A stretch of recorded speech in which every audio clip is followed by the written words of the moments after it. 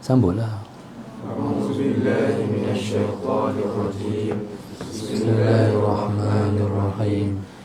Alhamdulillahi rabbil alamin. Rahmanirrahim. Maliki yaumiddin. Iyyaka na'budu wa iyyaka nasta'in. As-siratal mustaqim. Siratal ladzina an'amta 'alaihim ghairil maghdubi 'alaihim waladdallin. Amin. Bismillahirrahmanirrahim. Alhamdulillahi rabbil alamin. Wassalatu wassalam ala abil qasimil amin wa ala alihi wa sahbihi ajma'in. Qala rabbi shrah li sadri wa yassir li amri wahlul 'uqdatam min lisani yafqahu qawli. Subhanaka la ilma lana illa ma 'allamtana innaka antal alimul hakim. ولا حول ولا قوة إلا بالله العلي العظيم.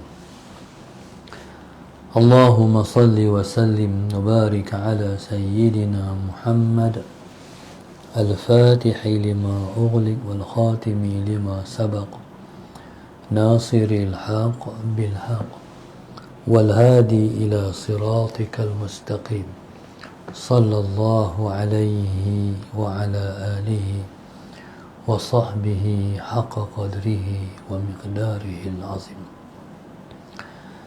أعوذ بالله من الشيطان الرجيم. بسم الله الرحمن الرحيم. بسم الله الرب العظيم والرسول الكريم والملائكة المقربين. الصلاة والسلام عليك يا سيدي يا رسول الله. خذ بيدي قلت حيلتي أدركني. لا إله إلا الله وحده لا شريك له. له الملك وله الحمد وهو على كل شيء قدير. Alhamdulillah, pada pagi ini marilah bersama-sama kita mengangkat rasa syukur kita yang setinggi-tingginya kepada Allah Subhanahu wa taala di atas limpah kurnia dan taufik daripada Allah. Dapat lagi kita bersama pada pagi ini dalam kuliah khas online yang ditaja oleh keluarga Tanyalah Ustaz. Moga-moga Allah Subhanahu wa taala sentiasa merahmati mereka. Amin. Menjauhkan mereka daripada semua mara bahaya dunia. Amin. Didekatkan mereka kepada Allah. Jadikan anak-anak dan zuriat mereka orang-orang yang soleh-soleh. Amin. InsyaAllah. Dan moga-moga Allah Subhanahu wa taala menjadikan mereka insan-insan terpilih yang dipilih oleh Allah Subhanahu wa taala untuk berada selalu dalam keridaan-Nya, insya-Allah. Insyaallah. Kristo. Pada pagi ini tajuk yang diketengahkan kepada kita ialah cara menghindari sifat malas.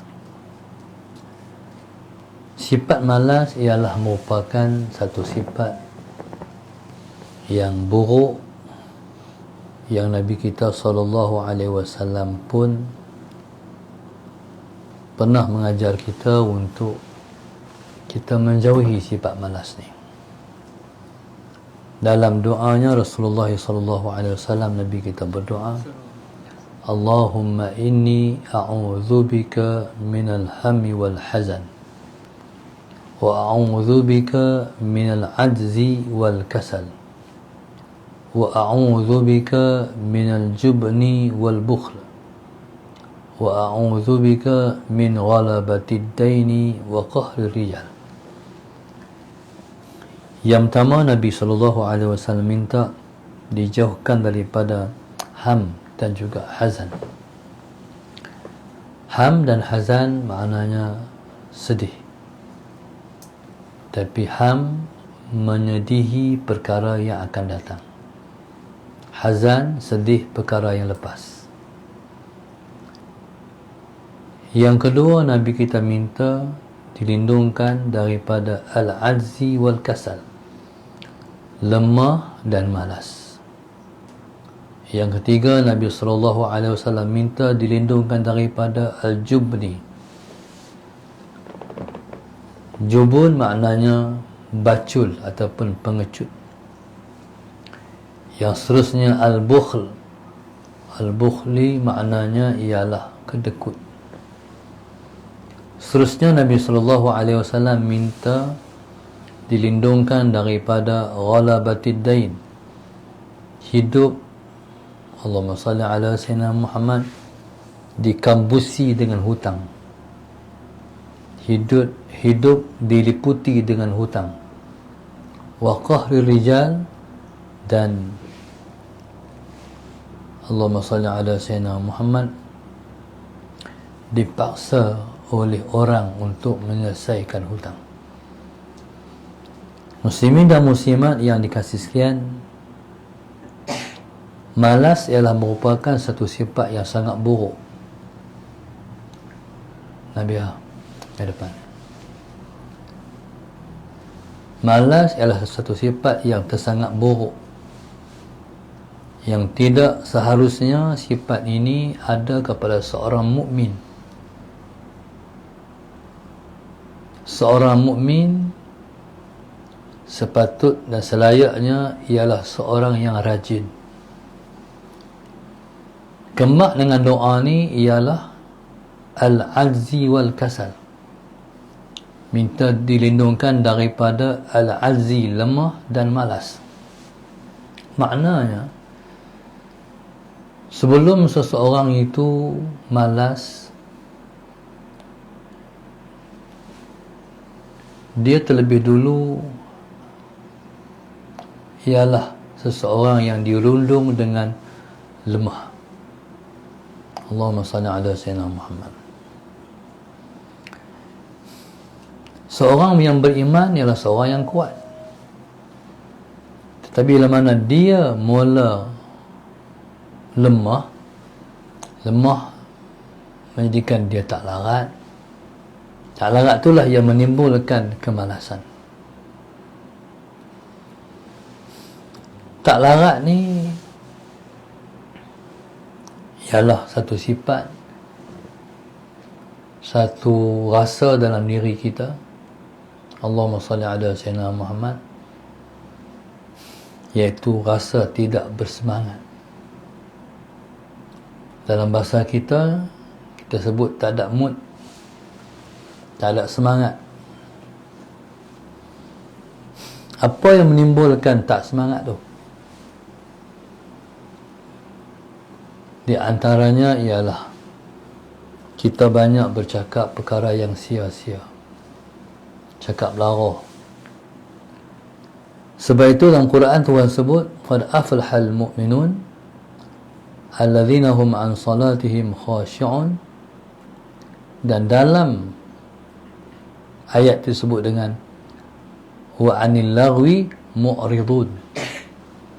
Ayat itu dimulakan dengan Allah Subhanahu wa Ta'ala sebut, sesungguhnya telah berjayalah orang-orang yang berjaya. Qad aflahal mu'minun, telah berjayalah orang-orang yang beriman. Di antara ciri-ciri yang menyebabkan orang beriman berjaya ialah wa anil lagwi mu'ridun. Mereka perkara lara mereka tak buat. Lara ni benda apa? Perkara macam mana? Lara ni ialah, Allahumma salli ala sayyidina Muhammad, perkara yang kalau kita buat kita tak dapat pahala. Yang kedua, tak berdosa.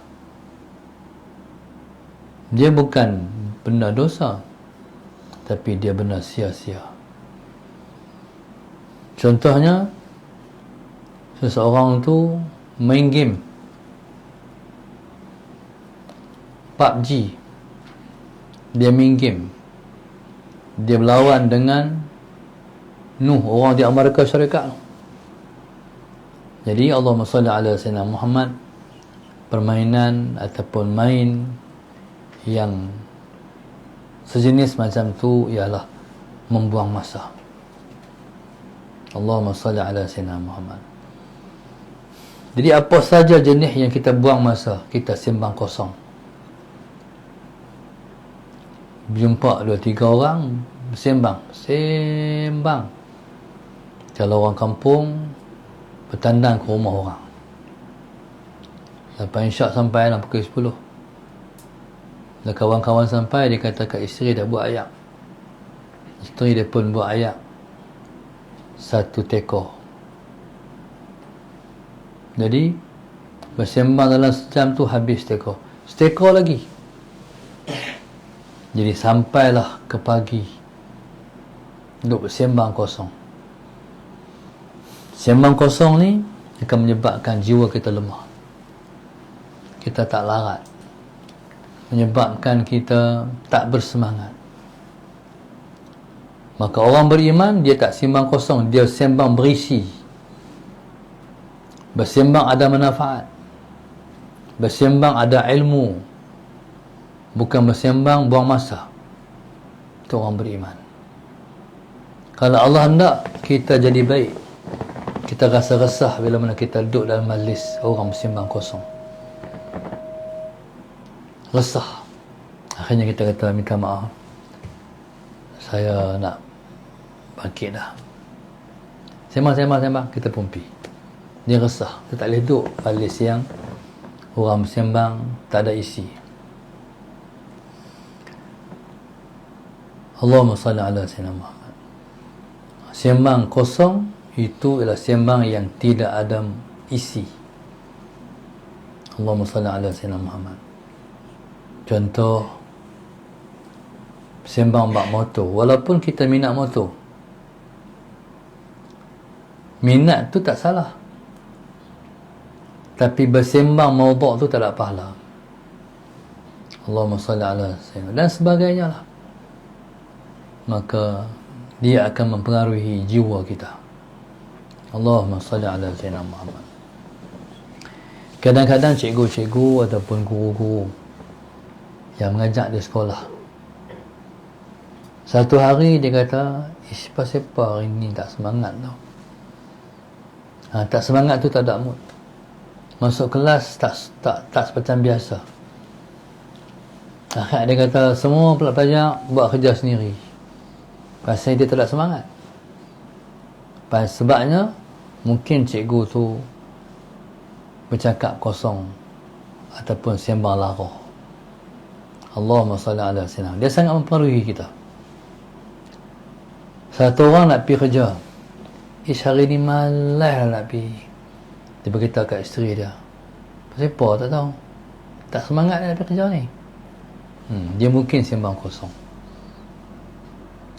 Para pelajar yang mengaji, semangat mengaji,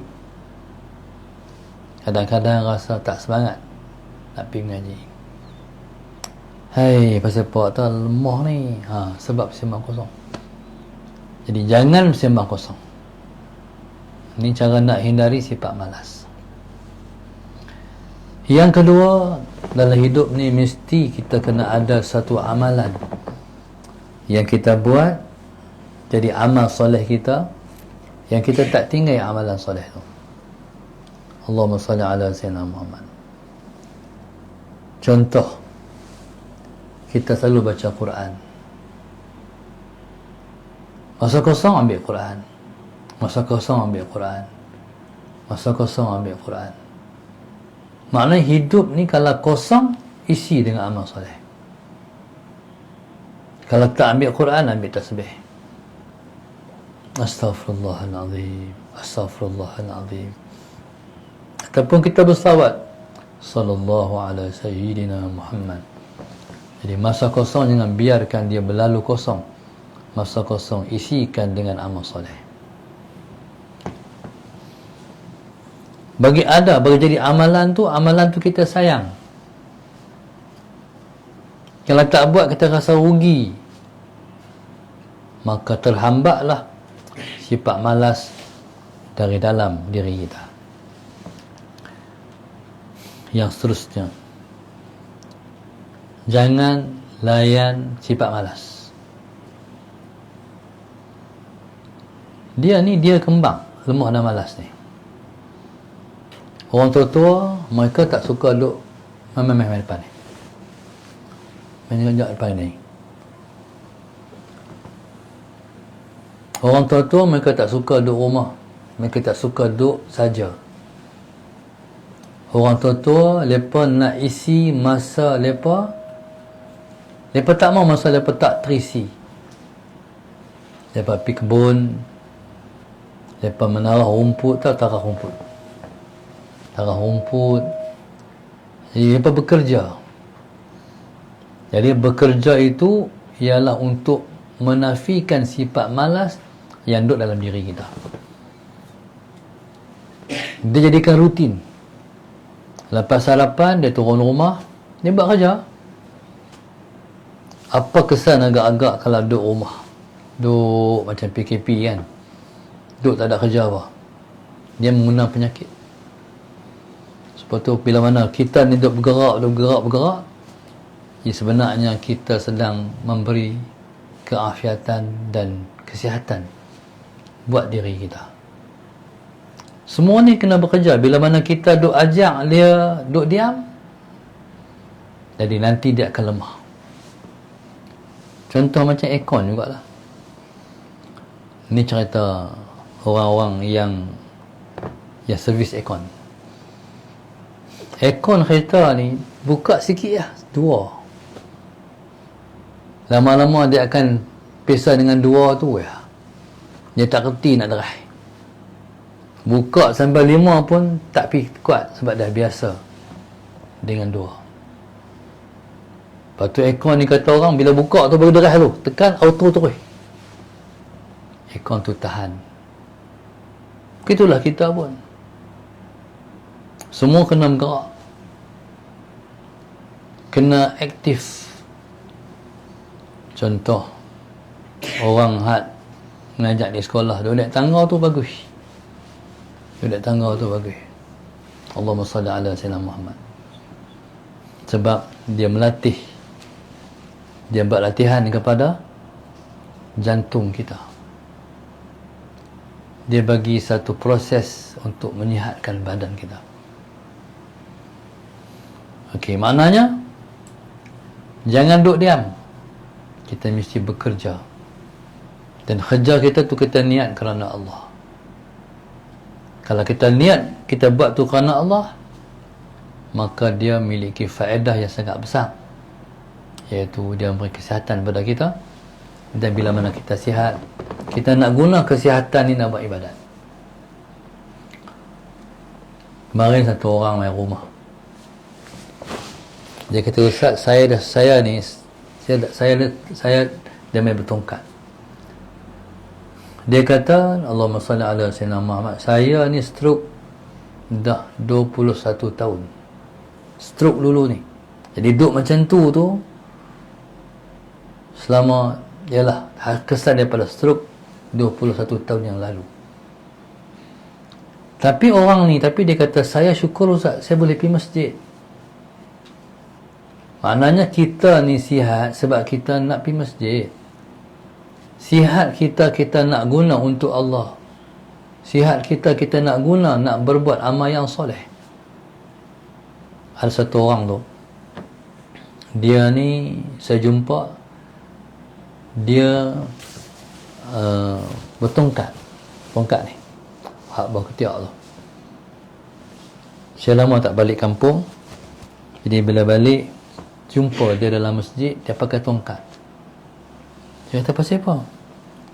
Dia kata, saya ni Ustaz, saya jatuh waktu bertugas bekerja di Johor. Kedah ni hantar dia pergi kursus ke di mana Johor, dia jatuh. Bila dia jatuh, dia patah kaki. Bila balik mai, Allahumma salli ala Sayyidina Muhammad, maka doktor kata dia dijangka sembuh setahun lepas daripada dia jatuh. Dan dia dah boleh main masjid dah lepas dia kuat sikit. tu yang bertongkat main masjid. Satu hari di main masjid ada kuliah. Ada seorang ustaz menyampaikan kuliah. Selesai kuliah sembahyang Isyak, pakat sembahyang sunat. Bismillahirrahmanirrahim. Dan orang ni pun nak keluar masjid. Kebetulan dengan takdir Allah, ustaz pun sama-sama nak keluar masjid. Ustaz pun tanya siapa, jadi macam mana? Dia pun cerita macam saya cerita tadi. Ketika tu, Allahumma salli ala sayyidina, ustaz tu kata, doktor jangka berapa lama? Dia kata setahun, dia akan pulih macam biasa. Kata ustaz tu, insya-Allah abang akan pulih lebih cepat daripada jangkaan doktor kalau abang rajin main masjid. Ustaz malu tak tahu, tapi hebat pesanan tu. Akhirnya subhanallah, dia kata, betul ustaz, saya dah sembuh dan Allahumma salli ala sayyidina Muhammad, saya sembuh lebih cepat daripada jangkaan doktor. Nampak tak kesan amal soleh? Sebab itu orang yang rajin baca Quran, dia tidak akan rabun.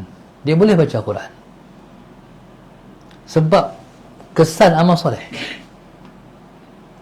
Ada satu orang saya jumpa, umurnya dah menjangkau 80 tahun, tapi dia masih lagi boleh baca Al-Quran. Segi spek mata ni tak boleh guna lah, sebab sudah tersangat kelabu, tak ada lah, tak boleh pakai. Tapi dia boleh baca Quran. Cara dia baca Quran, dia ambil torchlight, dia suluh nak baca Quran juga. Tu kata amal soleh. Dia mempengaruhi kita. Sebab tu orang yang pakai tahajud sihat. Orang pakai tahajud sihat. Siapa-siapa nak sihat, jangan tinggal tahajud. Sebab sembahyang tahajud ni, dia memberi kesihatan kepada jasad.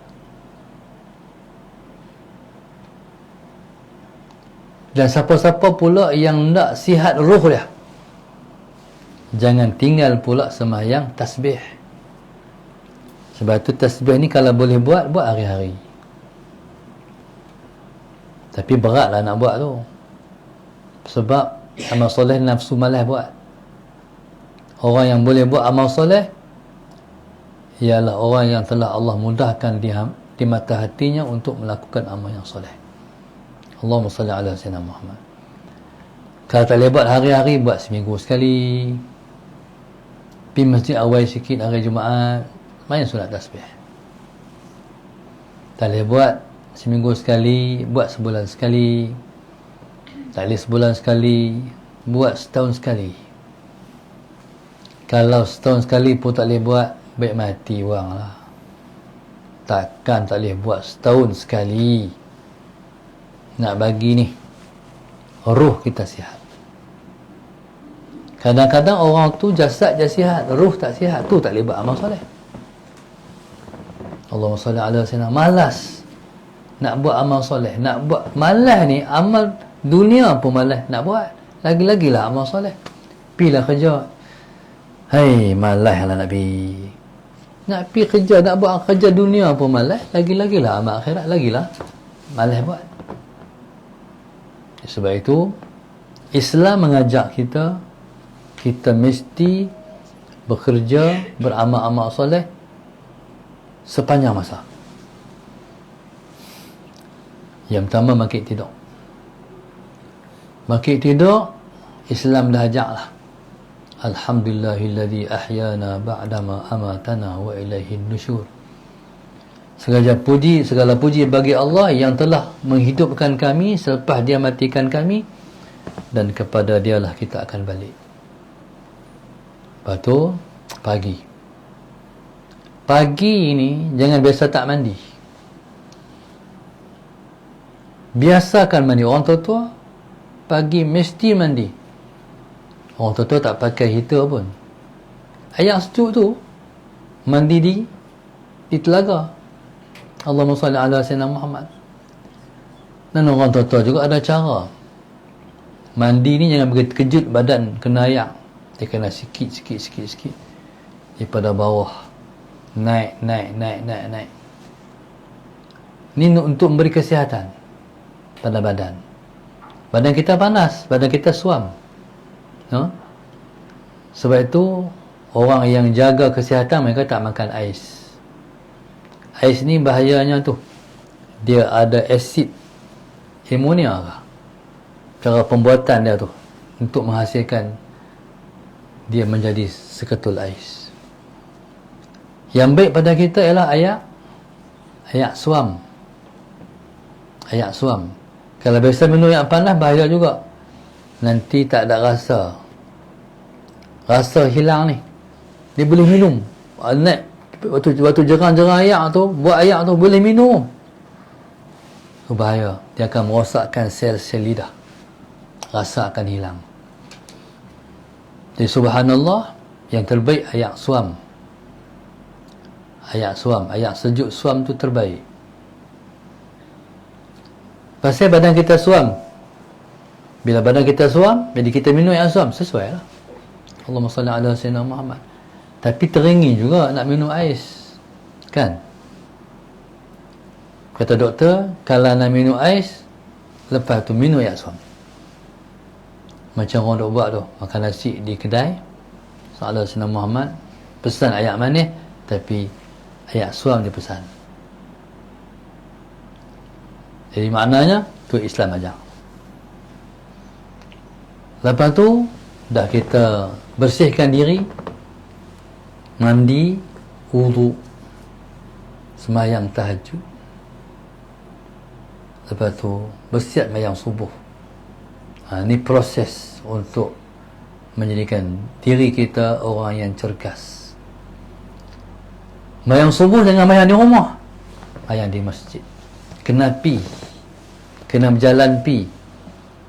Kalau ikut kita sembahyang di rumah, start je 5 minit je. Tak, dia kena bagi masa lebih daripada tu. Kena pi, kena masuk masjid. Masuk masjid ada doa, Allahumma ftahli abwaaba rahmatik. Tak pergi masjid tak nak doa apa.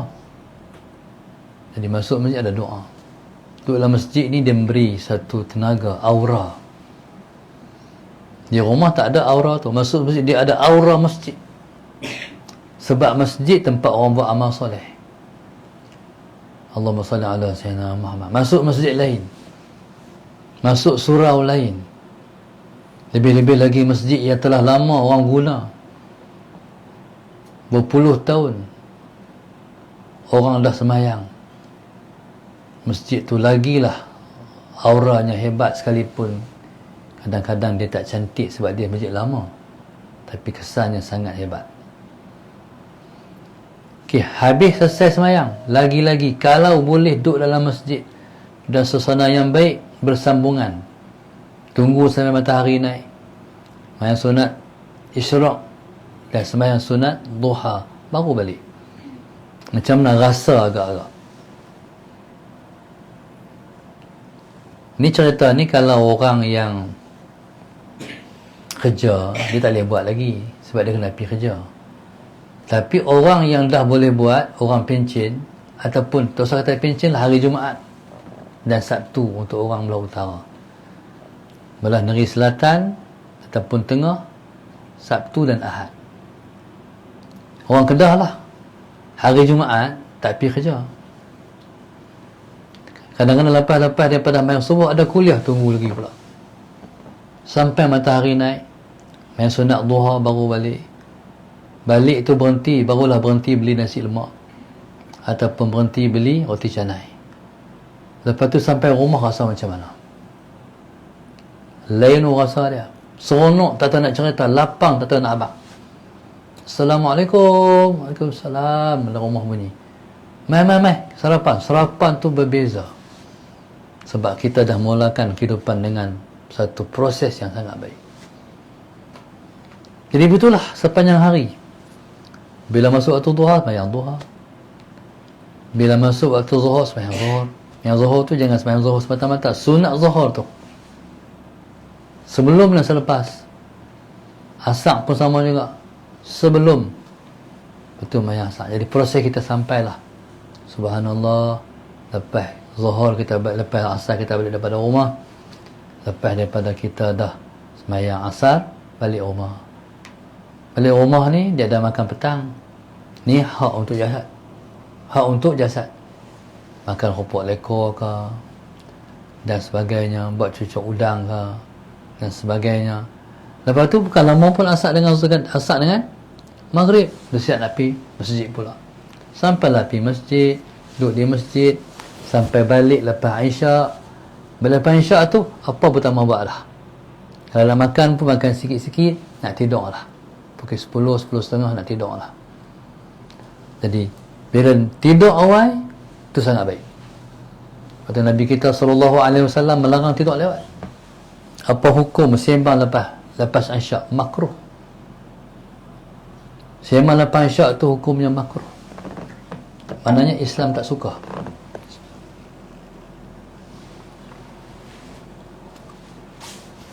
Tapi lah ni bukan sembang, tengok TV. Lagi mudarat lah ni. Duduk atas katil lah, layari TikTok apa semua. Tu ganggu balik, rosak balik. Hak nak elok dah tu, rosak balik. Jadi biar tidur awal. Tidur awal dia akan jaga awal. Akan jaga awal. Jaga awal tu baik. Semayang dulu. Mak saya dia bangkit dalam pukul 3.30 dia bangkit lah. Almarhum. Dia buat, dia semayang, dia tidur balik. Dia tidur balik. Jadi kita bangkit tu, dia dah bangkit dulu. Dia bukan tak bangun. Allahumma salli ala sayyidina Muhammad. Maknanya tu amalan yang dibuat oleh Rasulullah. Orang yang bangkit awal yang buat ibadat, dia sunat tidur sikit sebelum subuh. Sebab bangkit awal ni dia akan merubah, akan menjadikan muka kita tu jadi kuning. Jadi untuk menghilangkan warna tu, jadi kita tidur sat sebelum subuh. Lepas tu subuh kita bangun sembahyang subuh. Proses ni kalau berjalan, orang tu tak malas. Dia mula daripada orang tu malas nak buat ibadat, dia semua malas. Kalau orang tu rajin buat ibadat, dia akan rajin dan semua perkara. Itu kaedah dia. Maknanya itulah yang dikatakan kehebatan orang beragama. Allahumma salli ala sayyidina Muhammad. Orang beragama ni mereka sentiasa bersemangat. Tak ada rasa lemah. Sentiasa bersemangat. Kalau dia mengajar, kalau tengok tu guru kan, lepas mengajar. Tu guru saya Pak Tikro. Lepas subuh 2 buah kitab. Lepas tu Allahumma salli ala sayyidina Muhammad. Waktu duha tu dia bagi anak-anak murid dia mengajar. Sagi lepas zuhur 2 buah kitab, lepas asar 2 buah kitab, lepas maghrib 2 buah kitab, lepas isyak 2 buah kitab. Jadi bila mana tengok istok guru kuat. Kuat tu pasal apa? Sebab mereka tak pernah malas.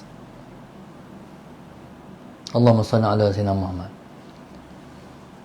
Mereka konsisten dengan amal yang soleh. Jadi orang yang malas ni bahaya besar. Contohnya malas nak mengaji. Orang yang malas nak mengaji ni boleh terjun neraka. Sebab main mengaji masuk syurga. Yang kita baca semalam kan.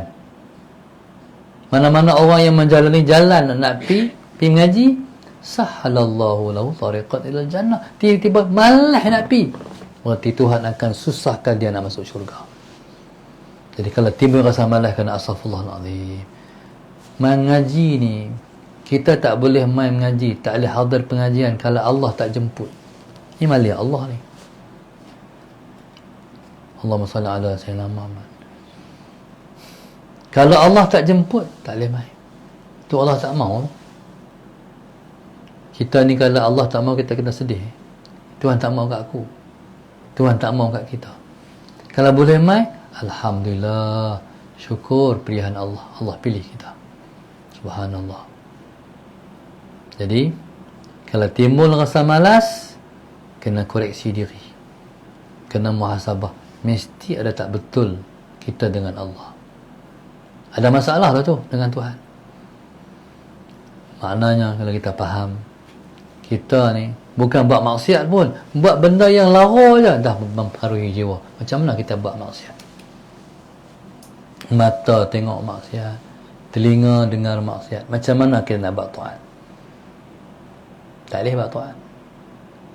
Jadi subhanallah, sebab itu kalau kita dah jatuh pada maksiat, cepat-cepat keluar daripada maksiat. Jangan duduk lama.